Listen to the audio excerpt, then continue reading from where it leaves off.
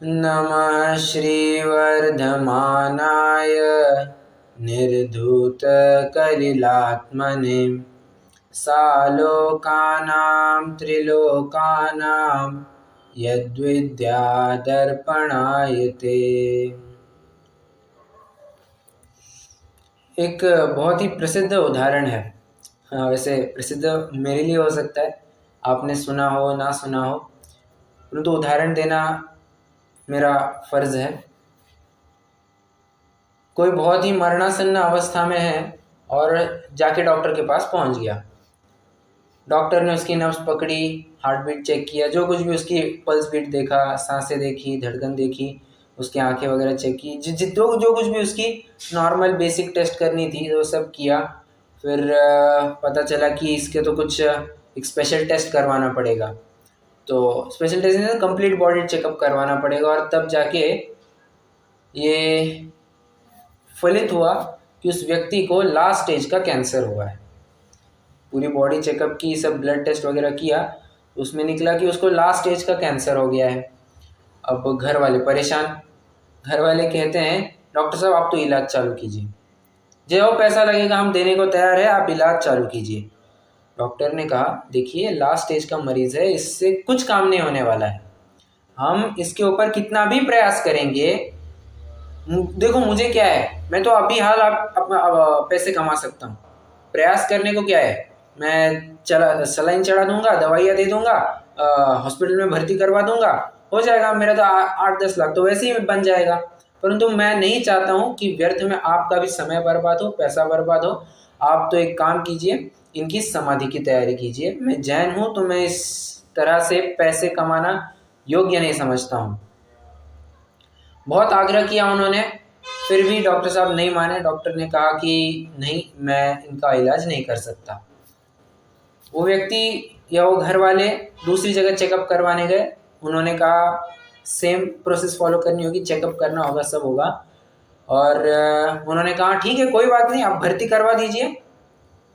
सब चालू हुआ, भर्ती कर दिया, दवा दारू चालू हो गई, प्रयास चालू हो गए। डॉक्टर ने अपना ऑपरेशन वगैरह जो कुछ करना था किया और 4 दिन बाद 5 दिन बाद ये पता चला कि वो व्यक्ति गुजर गया है। प्रश्न है मेरा, दोनों डॉक्टरों में से सबसे ज़्यादा बेहतर कौन लगता है, पहला या दूसरा? पहला। क्यों? हम जैन हैं तो हम सबसे पहला ही। नहीं, वैसे नहीं, अगले को का सुनिए। अच्छा मैं ये कहता हूँ वो भाई मुसलमान है, चलिए जो पहला डॉक्टर है वो मुसलमान है, मैं ऐसा कहता हूँ। हाँ, तो वो सच्चाई हाथ में दिखाई, सामने दिखाई, इसके लिए बराबर सच्चाई सामने दिखाई। और नहीं, आपके तर्क बिल्कुल सही है, परंतु मैं जो उत्तर की अपेक्षा रख रहा हूँ, अगर वो उत्तर देंगे तो बहुत अच्छा होगा। क्यों वो ज़्यादा बेहतर माना? क्योंकि जाना तो है ही एक ना एक दिन, और यदि वो उसकी हालत में कोई दवाई नहीं लेते और समाधि गर्म होता तो अच्छा होता। नहीं, आप वो जैन है वगैरह चलिए वो भी छोड़ दीजिए, एक नॉर्मल व्यक्ति की तरह विचार कीजिए कि भाई दोनों में से बेहतर कौन है। प्रयास का पैसा खर्च करने से और शरीर को भी परेशानी तो होती है, वो सब कराने से क्या फायदा है उसमें? इससे तो शांति से जीवन जिया जाए तो वो ज्यादा है। पहले वाले डॉक्टर ने पहले आगाह कर दिया था कि अब ये बचने वाले नहीं हैं, आप इनके यथायोग्य जो कुछ भी आप क्रियाविधि करना चाहते हैं वो कर दीजिए। क्रियाविधि मतलब समाधि के हिसाब से जो कुछ भी होगा वो आप कर दीजिए, अब इनकी अंतिम सांसें चल रही है। दूसरे डॉक्टर ने पैसा भी खाया, समय भी खाया, पर जान तो कुछ बचा नहीं सका। देखिए दोनों डॉक्टरों में साम्यता एक है, बचा एक भी नहीं पाया, परंतु पहले डॉक्टर की यह विशेषता है, उसने समय और पैसा खर्च करने से पहले ही बता दिया था कि हम प्रयास भी करेंगे तो भी कुछ होगा नहीं।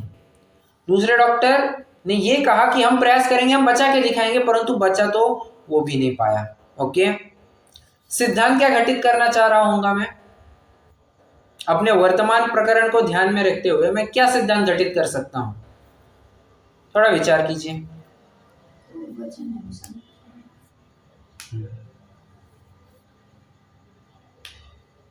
पहले तो आप ये विचारे अपना प्रकरण क्या चल रहा है।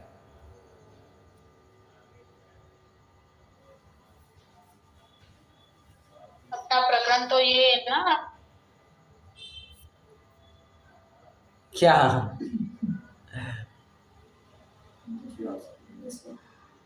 आवाज नहीं आ रही।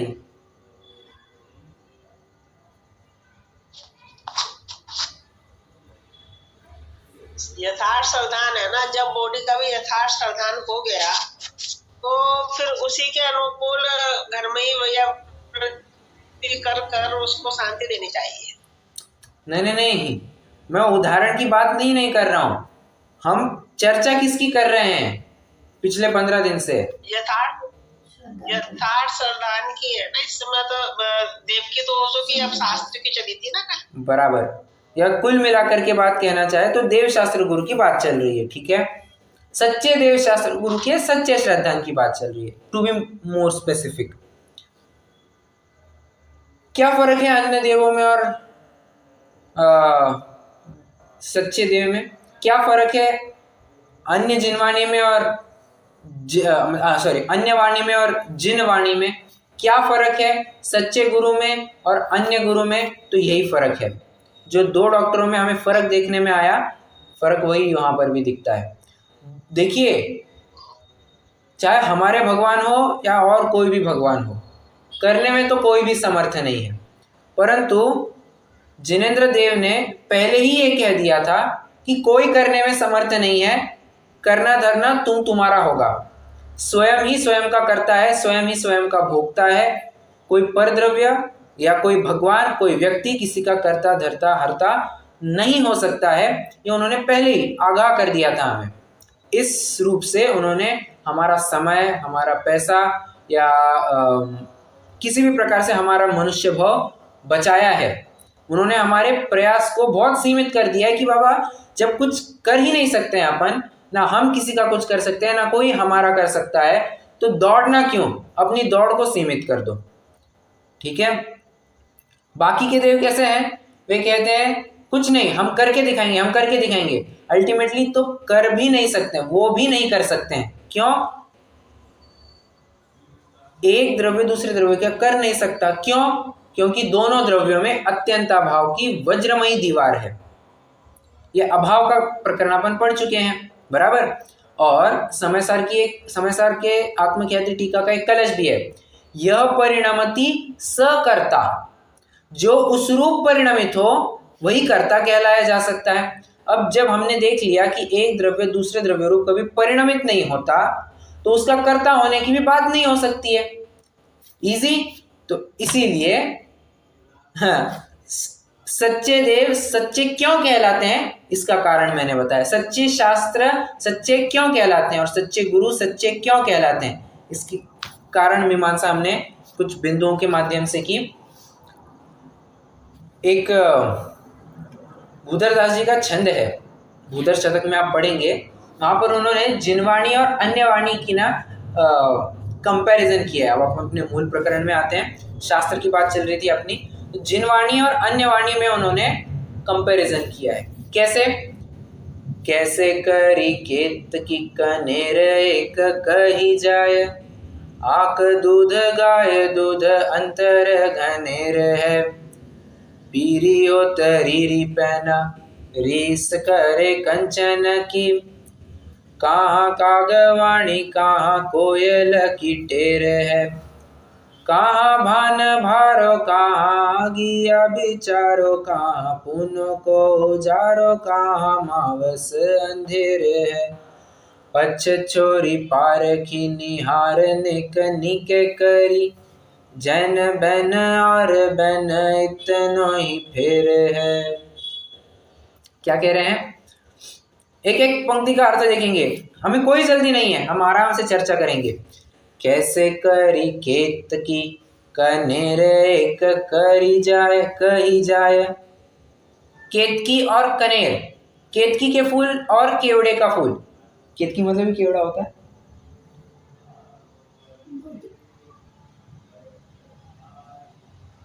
कनेर में क्या होता है? कनेर मतलब क्या होता है?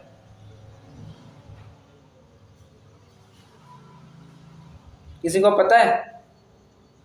फूल का नाम है। हाँ, फूल का नाम है, बट कौन से?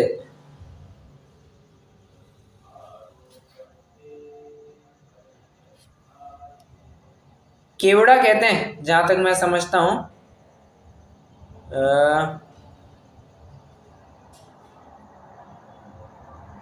और वो जहरीला होता है। फूल जो होता है वो जहरीला होता है थोड़ा, ठीक है। आक दूध गाय दूध अंतर घनेर है।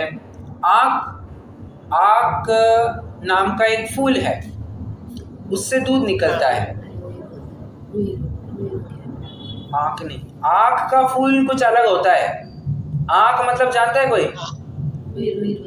आग का एक पौधा ही है, यदि उसका दूध आग वगैरह में चला जाए तो आदमी अंधा भी हो जाए। राइट। तो उसका जो क्षीर रस होता है वो, और गाय का दूध या अमृत है।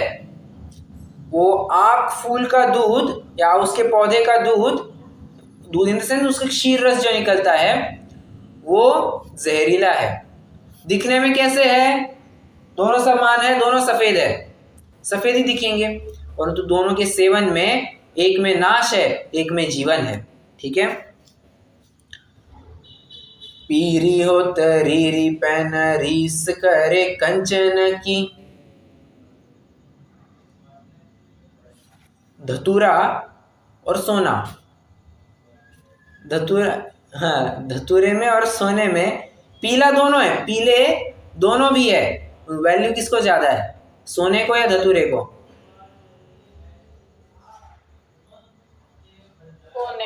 सोने को। ओके, मैं मतलब यहाँ पर उन्होंने कंपैरिजंस किए हैं किस किस प्रकार से जिन वाणी में और अन्य वाणी में फर्क बनता है। कहाँ कागवाणी कहाँ कोयल की टेर। इसका क्या अर्थ है यार, आसानी से बता पाएंगे? कौवे की आवाज और कोयल की आवाज। राइट। काग मतलब कौवा और कोयल मतलब कोयल ना। तो कौवे की आवाज में और कोयल की आवाज में जमीन आसमान का अंतर है। कितनी कोयल की आवाज कितनी मधुर, कौवे की आवाज कितनी कर्कश, असुहावनी, अमधुर। अंतर बहुत है, दोनों को समान नहीं माना जा सकता। कहाँ भान भारो कहाँ गिया बिचारो कहाँ। भान भानु, भानु मतलब सूर्य, कहाँ पर सूर्य, और आगिया मतलब वो जुगनू, क्या कहते हैं, फायरफ्लाई। तो कहाँ वो जुगनू का प्रकाश और कहाँ वो सूर्य का प्रकाश। कंपेयर हो सकता है, जुगनू कितना सा तो प्रकाश दे पाएगा, सूर्य एक झटके में पूरी धरती को प्रकाशित कर देता है, मतलब हमें देख सकते हैं, सब कुछ कर सकते हैं। जुगनू से क्या ही देख पाएंगे, कुछ नहीं देख पाएंगे। कहाँ भान भारो कहाँ गिया बिचारो कहाँ, पूनों को उजारो कहाँ मावस अंधेरे है। अब चंद्रमा की तरफ पहुंच गए, एक सूर्यमा हो गया, अब चंद्रमा की तरफ पहुंच गए। पूनम की रात और अमावस्या की रात, क्या दोनों रातें समान है? रात्रि बने की अपेक्षा समान है, परंतु अब स्वयं विचार कीजिए क्या दोनों रातें समान है? नहीं, पूनम की रात्रि में उजाला रहता है और अंधेरी रहती है। बराबर, अमावस की रात्रि में पूरा अंधकार, अंधेरा अंधेरा होता है। अब कोई कहेगा कि लाइटें तो लगती है साहब, लाइटें तो हाँ हर दिन हर रात में लगती है, तो अमावस की रात में और पूनम की रात में कुछ अंतर ही ख्याल में नहीं आता। ये हमें थोड़ा सा पहले चलना पड़ेगा, जब लाइट का इन्वेंशन नहीं हुआ था, जब सब दिए के ऊपर काम चलता था या फिर सूर्य प्रकाश चंद्रमा के प्रकाश के ऊपर ये सब काम चलता था। गांव में आज भी देखने को मिलता है। राइट, वो तो बात है, गांव में आज भी देखने को मिलता है। ऐसे कितने भी गांव हैं जहां पर बिजली ही नहीं है, बिजली नाम की कुछ चीज होती है उनको पता भी नहीं है। तो बात बिल्कुल सही है, और होती है तो बहुत कम होती है, मुंबई जितनी थोड़ी होती है। हाँ, मुंबई में तो 24 घंटे 7 दिन 300 24/7/365 चालू होती है। तो मुंबई या मुंबई ही नहीं, बड़े बड़े शहरों की बात है, वहाँ पर लाइट की कोई कमी नहीं होती। और कहाँ कहाँ पर तो लाइट की इतनी कमी है शायद ही देखने मिले तफावत। पूनों को उजारो कहाँ अमावस अंधेर है, कहाँ पूनम का उजाला और कहाँ अमावस्या का अंधेरा। पच्छ छोरी पारखी निहारने कनी के करीब, इसलिए कहते हैं हे जीव तू पक्ष को छोड़कर के पारखी बन। तू ये भी विचार मत कर कि ये जिनवाणी है और वो अन्यवाणी है, ये जिनवाणी है इसलिए अच्छी है, ये अन्यवाणी है इसलिए बुरी है ना। ऐसा निर्णय बिल्कुल नहीं करना। तो तुम तुम्हारे तर्कों को ध्यान में रख करके सच्चे देव शास्त्र गुरु का निर्णय करना। और जिनवाणी है सो अच्छी है ऐसी बात नहीं है, अच्छी है इसलिए वो जिनवाणी है, जिनवाणी है इसलिए सत्यार्थ है ऐसा नहीं, वो सत्यार्थ है इसलिए जिनवाणी कहलाती है। ओके, कितने जन समझ रहे हैं? जी भैया। ओके, पक्ष छोड़ना। अब देखिए, हम आपको जैन धर्म का पक्ष पढ़ चुका है। अगर मान के चलिए हम किसी भी दल के मेंबर नहीं होते, ना हिंदू ना बौद्ध ना क्रिश्चियन ना मुस्लिम ना ईसाई ना जैन ना बौद्ध, किसी भी धर्म के हम पथिक नहीं होते, उस समय में हम पक्षपाती नहीं होते। अभी क्या है, हम बहुत कुछ सुन चुके हैं जैन धर्म के बारे में, हम जानते हैं, हम उसी कुल में जन्मे हैं, तो हमें उसका पक्ष पड़ चुका है। ऐसे कितने ही जीव है जिनको आज तक अपना पक्ष नहीं बना है, बराबर। तो ऐसे में सर्वांगीण विचार करने का अवसर बराबर बना रहता है। पच्छ छोरी पारखी निहारने कनी के करी, जैन बहन और बहन इतनो ही फेर है। फेर कितना ही है जो ऊपर हम तुमको बता के आए। ज्यादा गाय के दूध में और आग के दूध में क्या अंतर है? दोनों सफेद है, दिखने में दोनों सफेद है, अंतर तो है। दिखने में भले ही समान होंगे, अंतर बहुत है। भले ही अन्यमति कहे कि आत्मा शुद्ध है, आत्मा बुद्ध है, आत्मा चिदानंद स्वरूपी है, सच्चिदानंदमयी होता है। और समय सार में भी अपन कितनी सारी बातें देखते हैं, ये चैतन्यमयी वो आत्मा, चैतन्य का पिंड, ऐसी बातें हम पढ़ते सुनते हैं। तो हमें तो दोनों में समानता लगती है, अंतर तो कुछ भी नहीं है ना। कहते हैं नहीं, पढ़ने में तुम्हें अंतर जरूर लगेगा, समानता जरूर लगेगी। अंतर आपको एक बिंदु में मिलेगा। कहाँ? एक बिंदु को लेकर के आपको अंतर मिलना ही मिलना है, और वही डिस्टिंग्विशिंग फैक्टर है दोनों वाक्यों में।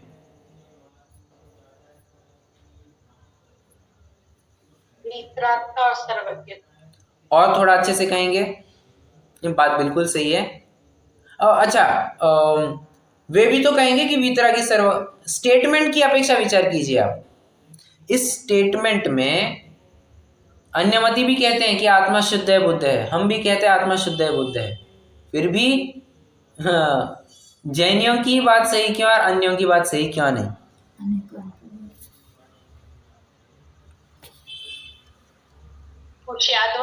बहुत बढ़िया, बहुत बढ़िया।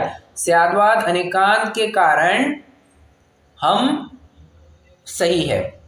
हमने आत्मा शुद्ध है बुद्ध है डेफिनेटली अनेकांत से कहा है।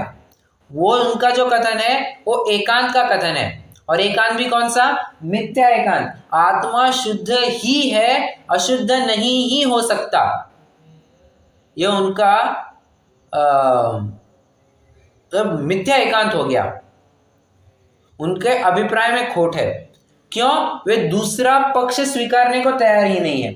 हमारे यहाँ पे क्या है, हम शुद्ध है मानते हैं, परंतु कब? स्वभाव रूप से शुद्ध मानते हैं। पर्याय में तो आज भी गंदगी है, हम ये भी मानते हैं। अन्य मति वाले वैसा नहीं, वो पर्याय में भी उतनी शुद्धता मानते हैं। तो ये बात गलत हो जाएगी ना, वो अपेक्षा ढंग से नहीं समझ रहे हैं। ये इतना फर्क पड़ेगा। वही कह रहा हूं मैं, देखने में समान लगेंगे, देखन को समान है, परंतु फर्क तो दोनों में मिलेगा, राइट। ओके, मैं एक और पॉइंट कहने वाला था।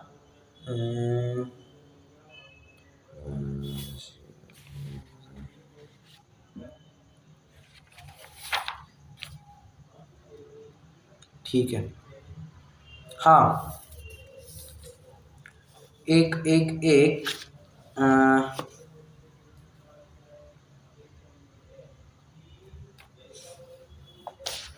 एक बिंदु ऐसा है कि यहाँ ये इसकी विवेचना पंडित सदाशिवदास जी ने भी की है। इन्होंने श्वेतांबर मत के ऊपर बहुत प्रहार किया है।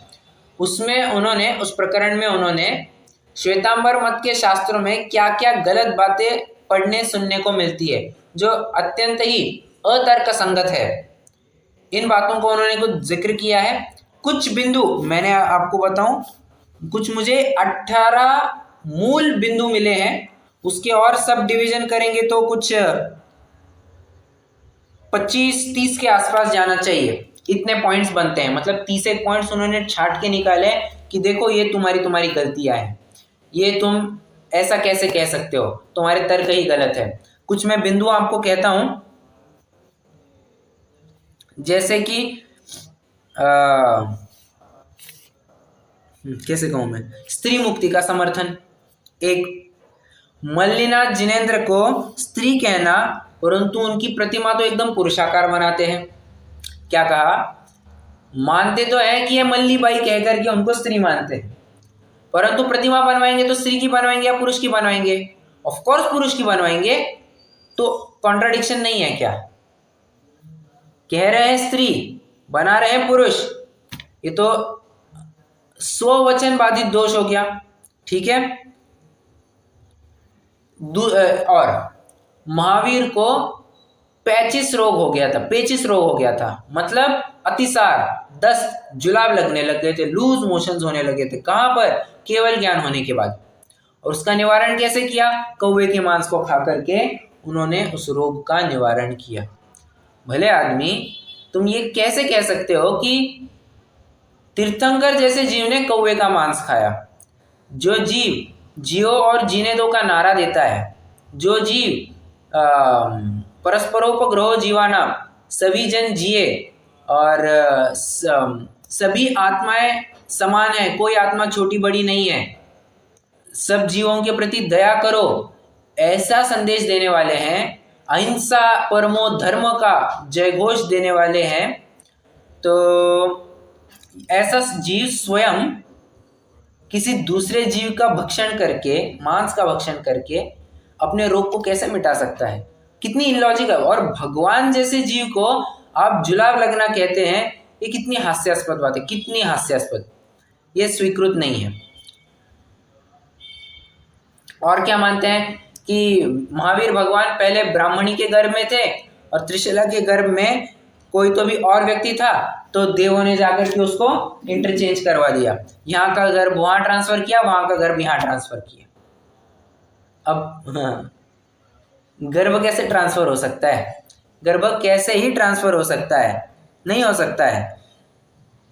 अगर त्रिशला के ही कोख से जन्म लेना था तो फिर पहले ब्राह्मणी के यहाँ पे क्यों, गर्भ में क्यों आए और बाद में क्यों चेंज करवाया? बहुत लॉजिकल सवाल है। और मानते हैं कि तीर्थंकर जब भी दीक्षा लेते वक्त तो नग्न दीक्षा लेते हैं, परंतु इंद्र बाद में आकर के उनको कपड़े ओढ़ देते हैं और वे उसी हालत में पूज्य हो जाते हैं। नहीं नहीं नहीं, ये गलत बात है। और ऐसे बहुत सारी बातें हैं। हाँ, एक स्कंधक नाम का त्रिदंडी भेषी धारक था। क्या कहा? स्कंधक नाम का त्रिदंडी भेषी एक था व्यक्ति। कहते हैं, श्वेतांबर मत वाले कहते हैं, जो उतना बलशाली था उसने तेजोलेशा सिद्ध की थी और वो महावीर पे तेजोलेशा चलाने वाला था। और महावीर उससे डर गए और उन्होंने गौतम से कहा, गौतम जरा एक काम करो, वो दंडक आ रहा है, वो तो मेरे से भी बलशाली लगता है, तो एक काम करो, तुम बाहर के बाहर ही इस मैटर को सॉल्व कर दो, निपटा दो। सल्टा दो ये सब मामला।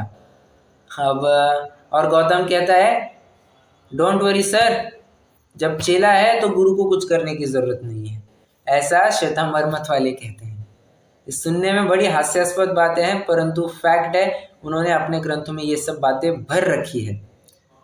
और क्या आता है, यदि कोई साधु की निंदा करे और उस निंदक की हम हत्या कर दे तो हमें पाप नहीं लगता।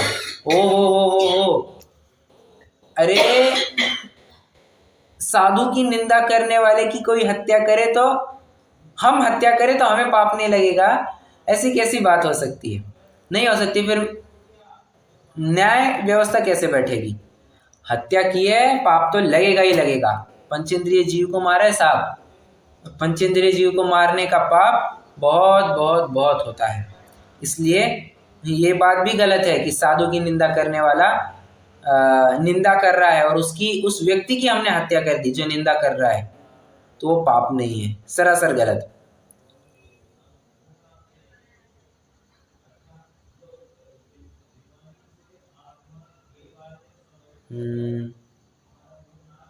फिर और आदिनाथ को जुगलिया कहना,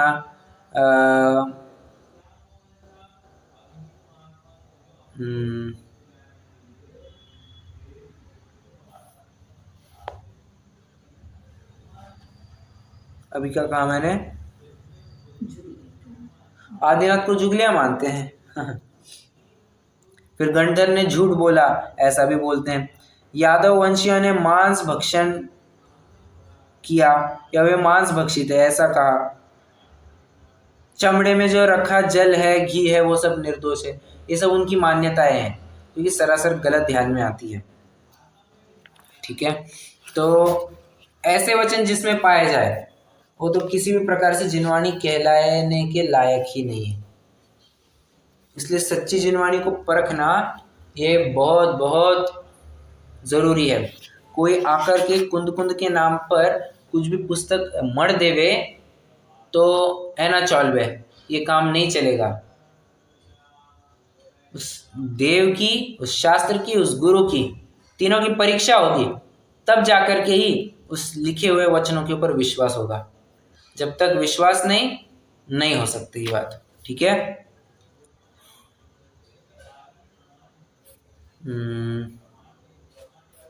और क्या पॉइंट्स है?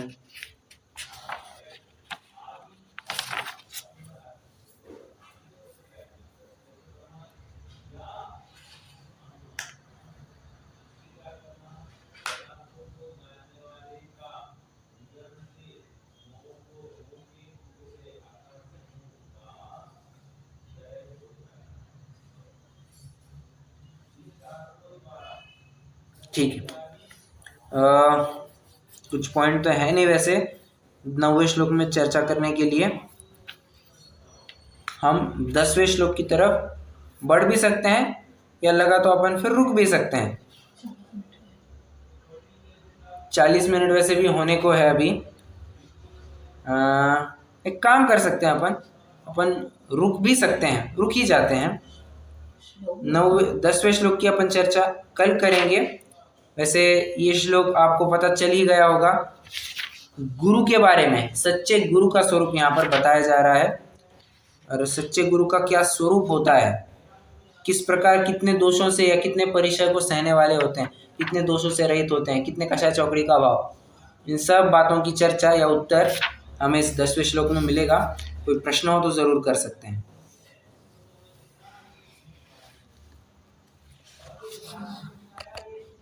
भैया जी। हाँ जी, ये मुनि विद्यासागर जी का आ रहा है, इनको सच्चे गुरु में ले सकते हैं? देखिए, फिर से मैं एक स्टेटमेंट कहना चाहूँगा, ये किसी भी मुनि का समालोचन आलोचन नहीं चल रहा है। एक वे सच्चे गुरु थे या नहीं थे, इसका निर्णय उनके 28 मूल गुण के ऊपर से होगा।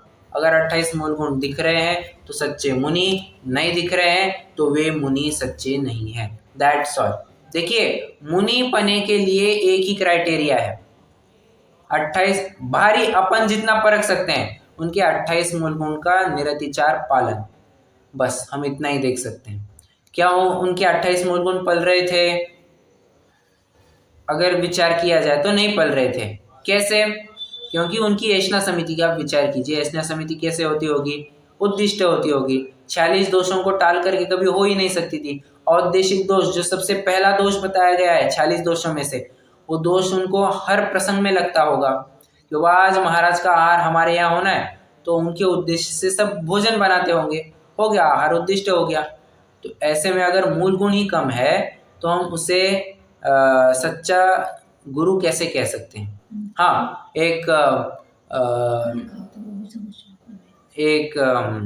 क्या कहना चाहिए, शिक्षा गुरु के रूप में आप विचार कर सकते हैं, परंतु सच्चे मुनि तुल्य गुरु होंगे ऐसा मुझे नहीं लगता है, क्योंकि उनका आचरण अल्टीमेटली स्पीक्स। फिर आप ये कहेंगे कि वो खान पान के बहुत रेस्ट्रिक्शंस रखते थे, ये नहीं खाते थे, वो नहीं खाते थे, सब मान्य, परंतु क्या आपके निमित्त से भोजन बनता था, उद्दिष्ट भोजन था, बाहर की उसमें बाजार की कोई वस्तु प्रयोग में नहीं लाई थी? इन सब के उत्तर मिलेंगे तो ठीक है। और वो माइक भी यूज नहीं करना होता है ना? राइट, माइक नहीं यूज करना होता है, और क्या कहे, अपने निमित्त से कोई आयोजन नहीं हो सकता है। कैसे संभव है? अपने निमित्त से आयोजन किया तो कौन से व्रत में दोष लगेगा? बोलिए।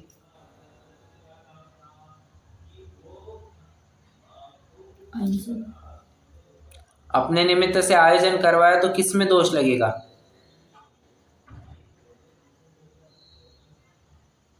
अहिंसा। सिंपल, अहिंसा व्रत में सीधे सीधे दिक्कत आ जाएगी। क्यों? जितने भी जीव वो नाम देख करके आएंगे, उनके निमित्त से जितनी भी हिंसा होगी सारी की सारी इनके माथे चढ़ जाएगी। वे नहीं चाहते हैं ऐसा होना। ठीक है,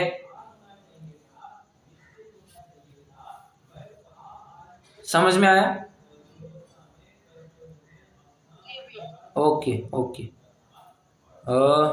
चलिए रुकते हैं, अपन 3 मिनट स्तुति करेंगे।